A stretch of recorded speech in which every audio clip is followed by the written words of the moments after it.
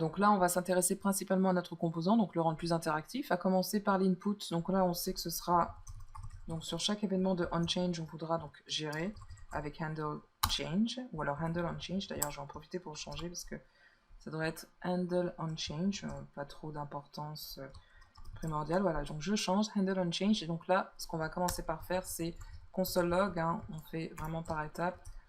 Et ce qu'on veut, c'est la target value. Donc de ce que l'on tape à chaque nouveau changement. Donc on va imprimer donc ce qui est tapé. C'est ce que l'on va utiliser à terme. Donc voyons ce que ça donne.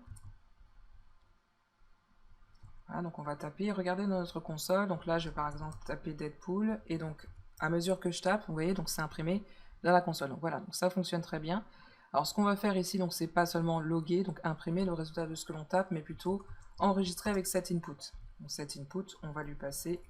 On va faire ça sur une seule ligne parce que je crois bien que pour l'instant c'est tout ce qu'on a à faire. Donc on va tout simplement faire ça sur une ligne et transmettre, donc permettre donc de gérer l'état local en transmettant eTargetValue. Donc qu'est-ce qui va se passer cette fois-ci? Donc on a un état local, donc là on va pouvoir voir que à mesure que l'on tape, on aura un changement dans notre ici dans notre composant app que l'on peut inspecter. On a un state qui est undefined pour l'instant, mais vous voyez que à mesure que je tape, ça va se modifier. Voilà, donc, et ça va renseigner donc le texte, le contenu que j'aurais rentré dans mon input. Très bien, ça fonctionne bien.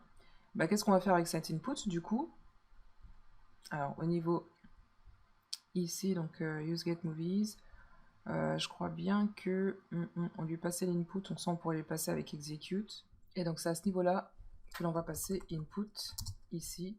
Et d'ailleurs on utilise des double quotes, donc là ce seront des backticks, qui va nous permettre de combiner du statique avec du JSX, enfin de faire du template binding, c'est-à-dire pouvoir insérer une variable qui sera computée et donc qui va correspondre au résultat à la value de l'input qui sera passé en paramètre. Donc là on va passer input. Pour ce qui est de l'API key, donc on va le conserver. Par contre page 2, donc ça c'est en trop, c'était vraiment suivant notre exemple, donc je vais l'omettre. On aura toujours le résultat qui correspond à la page numéro 1, qui est retournée par défaut. Si vous souhaitez, vous pouvez toujours paramétrer ça. Donc là ce sera plutôt donc vous de votre côté de choisir de rajouter de la complexité à la fonctionnalité de ce projet. Donc on va laisser comme ça, input, et on va s'assurer de lui passer, donc au moment de faire execute, on va lui passer input. Voilà, et donc les options, ça reste optionnel, donc voilà, pour l'instant, donc même si on n'a pas cette valeur d'option, donc ça ne sera pas retourné simplement nous, ce sera juste un objet vide. Et donc on pourra faire notre requête avec ce que l'on aura renseigné, useEffect. Alors attention, par contre, ce qu'il va falloir faire, c'est handle onChange, mais ce sera également onSubmit. C'est-à-dire que ça va s'exécuter une première fois. Et input, on n'a rien pour l'instant. Donc ce qu'on peut faire pour l'instant, c'est retourner à la valeur qu'on avait par défaut. D'accord? Parce qu'autrement, on va faire une recherche sur quelque chose qui est vide ou undefined. Au lieu de l'avoir donc écrit statique, hardcodé ici même, on aura donc par défaut donc la première valeur initiale sera Deadpool pour input. Donc là, on va pouvoir faire execute avec cette valeur input. On va voir ce que ça donne. Donc on va relancer. Donc là, ça devrait être sensiblement la même chose. Donc pareil, on fait notre requête avec Deadpool. Essayons avec Spider-Man, donc, et déjà pour comprendre le principe. Et là, cette fois-ci, on aura des résultats qui correspondent donc à des résultats de recherche pour le film avec le titre Spider-Man. On va voir ce que ça donne. Voilà, on a plusieurs exemples de titres de films. Ok. Donc là, maintenant, ce qu'on souhaite faire, donc, c'est lancer cette requête onSubmit. Donc une fois qu'on a que l'on fait entrer, donc c'est-à-dire je peux faire Spider-Man, Spider-Man 2, etc. et entrer. Donc là, il n'y a rien qui se passe. Ce que vous voyez se faire là, c'est le comportement par défaut du navigateur lorsque l'on soumet un formulaire. On va justement le désactiver, ce comportement par défaut, en faisant quelque chose comme ePreventDefault. Donc ça, c'est ce que l'on voit, donc c'est pas propre à React, mais c'est ce que l'on apprend avec lorsqu'on commence à travailler avec les formulaires et gérer donc le résultat suite à une action, une interaction, qui est de soumettre un formulaire. Par défaut, il va rafraîchir la page. Donc c'est toujours ça. On va voir, on va rajouter ici l'écouteur onSubmit. Et on va passer handle onSubmit. Alors vous avez remarqué d'ailleurs que ce que je vais faire, c'est un console log pour déjà voir donc, ce que l'on a en tant qu'input. J'ai pas besoin de faire console dir. Il s'agit juste d'un objet format string, donc ce sera input. Et au moment de soumettre, ben, je pourrais retourner la valeur qui correspond à input, qui correspond à mon état local ici. Essayons ça. Donc là, j'ai mis Spider-Man, je vais mettre Fast. Fast, et on va voir dans la console, on a Fast. Ok, donc on va faire un autre exemple avec Spider-Man. Vous remarquez que là, j'imprime bien le résultat de mon input. Et vous remarquez aussi que le comportement par défaut, qui était que ça rafraîchissait la page, a disparu. Grâce ici à cette ligne qui est iPrevent Default. Voilà, en plus. Alors, ce qu'on va faire à la suite de ça, c'est pas seulement console log, l'input, on va exécuter une nouvelle fois. C'est ce qu'on va faire de manière ici déclarative, impérative. On va de nouveau exécuter et permettre de faire une nouvelle requête.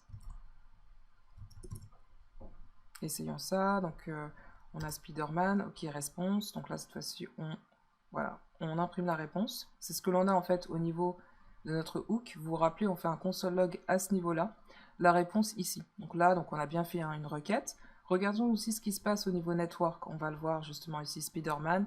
On va faire Spider-Man 2. On va avoir une nouvelle requête. Voilà, donc il va correspondre à Spider-Man 2. Donc des résultats de recherche, donc 10. On en a bien plus, hein, c'est 16 résultats au total. Donc si on le faisait pour page 2, on aurait donc les résultats qui correspondent à la page 2. 10 autres résultats. Enfin non, ce serait 6 parce que c'est 10 plus 6, mais les résultats restants qui seront reportés à la page 2.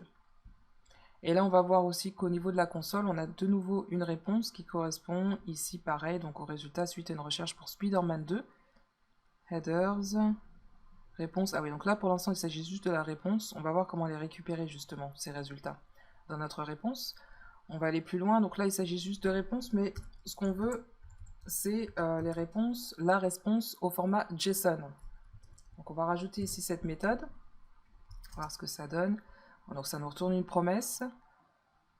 On sait pas tout. Donc ce qu'on va faire dans cette fois-ci, c'est ouais, ces réponses. Donc ça va pas trop nous aider. Okay, donc on va continuer donc avec la gestion de notre réponse pour déjà comprendre ici comment ça se passe. Ce qu'on peut faire, vous voyez ici, donc on avait dans cet objet true, oui, on le voit au niveau de network. En preview, on a peut-être pas ici, oui, la réponse true. Donc on va vérifier si la réponse ça correspond à true. Vous voyez. Déjà, on va vérifier ça. Si réponse true, retourner la réponse au format JSON. Ensuite, suite à ça, donc on va toujours...